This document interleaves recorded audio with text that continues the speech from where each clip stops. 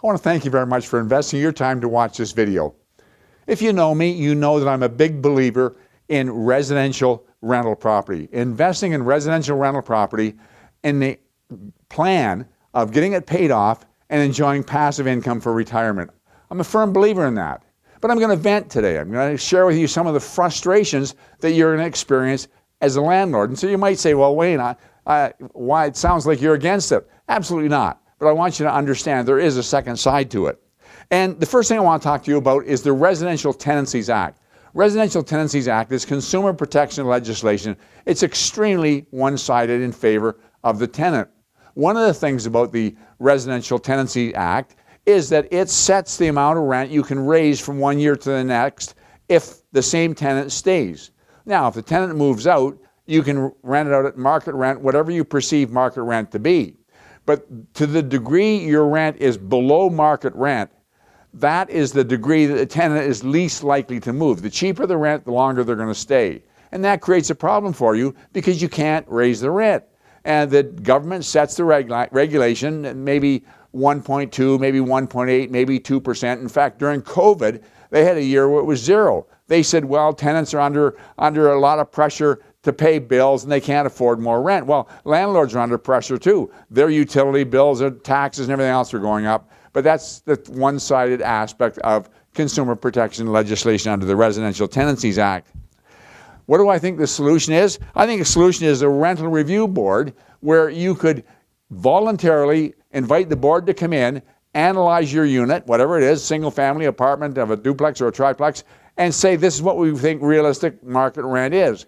And then, just like MPAC for taxes, allow you to spread over 3 years and get your rent up to market rent. Do I think that's going to happen? No, but I think it should. The second thing about the Residential Tenancies Act is it should act impartially, but it does not. Had a salesman who had a property he was living in, and there was an apartment in the basement. It became vacant, and he rented it out, but he made the mistake of giving out the keys to the person who was going to be occupying it without collecting first and last month's rent. And he never did get the rent. He said to the tenant, well, you're going to have to move out. The tenant says, I'm not going to move out. Well, he contacted a paralegal to get them out, issued an N4 to get the process going, and the paralegal said it'll take at least 5 to 6 months to get them out, and during that time, they're going to pay no rent. That's the reality of it. But she went on to add, but if the landlord steps over the line, let's say he says, I'm going to change the locks, the Residential Tenancy Board will act within 48 hours against the landlord. We had one where we had a property that we were selling to somebody who was going to occupy it themselves. They gave the tenant the 60-day prerequisite notice that a beneficial owner needed it for themselves, and the tenant didn't move out. They said, well, we're not going to move out within 60 days, but we'll move out 3 weeks later. I said, well, you can't do that. They said, yeah, we called the Residential Tenancy Board. And they said, oh, sure, it'll take months to get you out. So the Residential Tenancy Board is saying to the tenant, well, this is the law, but disregard it. So that creates some concerns on my part. But let's get away from the Residential Tenancies Act. Let's move down to the municipality again for a moment. I'm going to pick on St. Catharines, but many of the municipalities are starting to do that. And I'm talking about your water bill. It used to be the same as hydro or gas. You could put the water in the name of the tenant. And the tenant had to pay the water. If they didn't pay the water, the city would shut the water off. Well, what they've done now is they put it in the name of the landlord. It stays in the name of the landlord, but they will send the bill to the tenant. However, what's changed is if the tenant doesn't pay the water, they just add it to the landlord's tax bill. And I said to the city, so just shut the water off. They said, well, we won't do that. So I said, what you're telling me is the tenant can live there as long as they want, use all the water they want, and the landlord's going to have to pay for it, and there's nothing they can do. They said, well, yeah, that's basically right. So there you're not going to get any help from the city or from the municipality. And we can go on and on. The reality is that if you're looking for organizations, and I don't care whether it's the province, I don't care whether it's the city, I don't care whether it's the Residential Tenancies Act, I don't care whether it's the Human Rights Commission, if you're looking for them to support you as the landlord, they're not going to do it.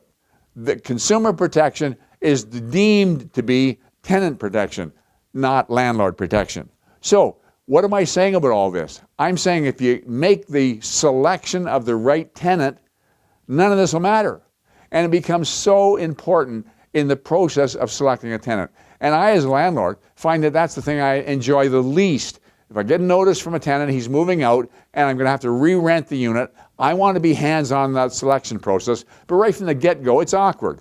If I'm going to try and show it while the tenant is in, even though I've got a great relationship with the tenant, it's inconveniencing their life, there's no gain for them, and so I've got to work around their schedule. And then often when you're making appointments to show a unit, the tenant who calls you doesn't show up. So you bother the existing tenant, they have to get their life in order to arrange for a showing, make sure they're not eating a meal, and then nobody shows up. Or you can batch them together and say between 3 and 5 is when I'm going to show the unit. Well, you can bet you're going to get a call at 5 to 5. Somebody's going to want to see it at 6 o'clock. So it's always a problem. You can say, well, I'll wait till the tenant moves out, I'll leave it vacant. That's what I tend to do. Now you can show it at your leisure, but you're going to lose a month or two rent. But you've got that challenge to start with. Then you got the challenge of picking the right tenant.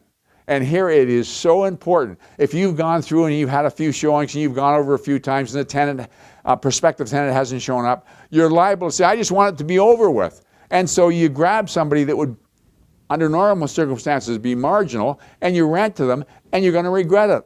Like that agent of mine who rented it out without a first and last month's deposit.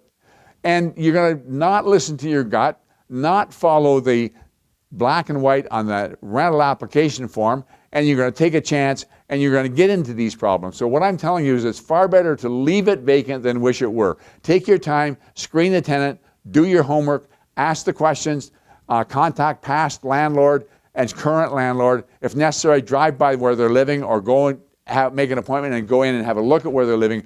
Do your homework, get it right, you'll be so glad you did. And all this consumer protection legislation that's in place, it just won't matter. I hope that makes sense. I want to thank you very much for investing your time. I look forward to talking to you again next week.